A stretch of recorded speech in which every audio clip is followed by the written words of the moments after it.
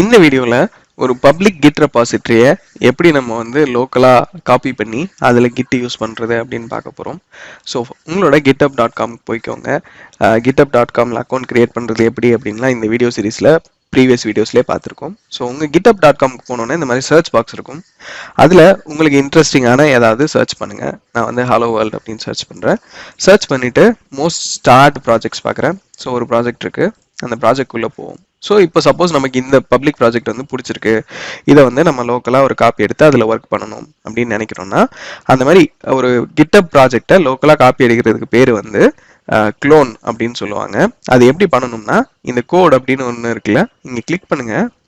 Clone அப்படின்னு வந்துட்டு HTTPS SSH இன்னும் நிறைய மெத்தட் இருக்கு, ஆனால் நம்ம HTTPSே போய்க்குவோம்.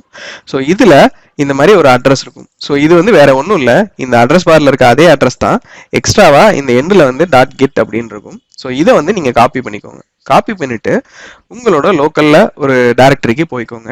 இப்போ இங்கே வந்துட்டு நான் புதுசாக ஒரு டைரக்டரி கிரியேட் பண்ணணும்னு அவசியம் இல்லை, ஏன்னா க்ளோன் பண்ணனா அதுவே வந்து ஒரு ரூட் டைரக்டரி கிரியேட் பண்ணும். அதனால நான் என்ன பண்ணுறேன், டைரெக்டாக git bash அப்படின்னு ஓப்பன் பண்ணிக்கிறேன்.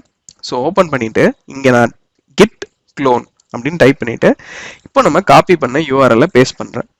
என்டர் பண்ணேன்னா இப்போ அந்த ப்ராஜெக்ட் வந்து இங்கே கிரியேட் ஆயிடுச்சு பாருங்க, ஹலோ வேர்ல்ட் அப்படின்னு சொல்லிட்டு கிரியேட் ஆகிட்டு அந்த ப்ராஜெக்ட்ல இருந்த எல்லா கண்டென்ட்டையும் காப்பி பண்ணிட்டு வந்துடும். இப்போ நம்ம அந்த ப்ராஜெக்ட்குள்ளே போவோம். ஹலோ வேர்ல்ட் போயாச்சு. இப்போ இங்கே உள்ளே போய் பாருங்க. ஸோ அந்த ப்ராஜெக்ட்ல இருந்த எல்லா ஃபைல்ஸும் இங்கே வந்துருச்சு. இப்போ நம்ம ஆன்லைனில் கம்பேர் பண்ணி பார்ப்போம். இங்கே பாருங்க, இதெல்லாம் தான் அங்கே இருக்கிற ABCன்னு எல்லா ஃபோல்டரும் இருக்குல்ல, அதெல்லாம் இங்கே வந்துருச்சு. ஸோ இப்படி தான் நீங்கள் வந்து ஒரு பப்ளிக் ரெபாசிட்டரியை காப்பி பண்ணிக்கலாம். ஸோ காப்பி பண்ணிட்டு இப்போ நம்ம இங்கே வந்து கிட் ஸ்டேட்டஸ் பார்ப்போம். இப்போ பாருங்க, எதுவும் புதுசாக சேஞ்சஸ் இல்லை அப்படின்னு சொல்லுது. சப்போஸ் நம்ம இங்கே புதுசாக ஒரு ஃபைல் ஆட் பண்ணுறோம்னு வச்சுக்கலாம். ஸோ நான் வந்து நியூ அப்படின்னு ஒரு ஃபைல் ஆட் பண்ணுறேன். இப்போ போய் பாருங்க, கிட் ஸ்டேட்டஸ் ஒரு ஃபைல் ஆட் ஆயிருக்கு அப்படின்னு சொல்லும்.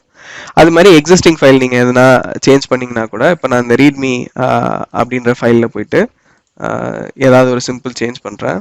ஸோ ஜஸ்ட் ஆடிங் அ லைன் அப்படின்னு ஒரு சேஞ்ச் பண்ணிவிட்டு இப்போ நான் போயிட்டு என்னோட கிட் ஸ்டேட்டஸ் பார்த்தேன் அப்படின்னா, இப்போ பாருங்க, ஒரு நியூ ஃபைல் ஆட் பண்ணியிருக்கோம்னு காட்டுது, ஒரு ரீட்மி ஃபைலை மாடிஃபை பண்ணியிருக்கோம்னு காட்டுது. ஸோ இப்படி தான் வந்து நீங்கள் ஒரு பப்ளிக் ரெபாசிட்டரியை க்ளோன் பண்ணி உங்களோட ஓன் கிட் ரெபாசிட்டரி ஆரம்பிச்சுக்கலாம். ஆரம்பிச்சு நீங்கள் அதில் இனிமே பண்ணுற சேஞ்சஸ், அடிஷன் எல்லாமே வந்து கிட் ட்ராக் பண்ணும்.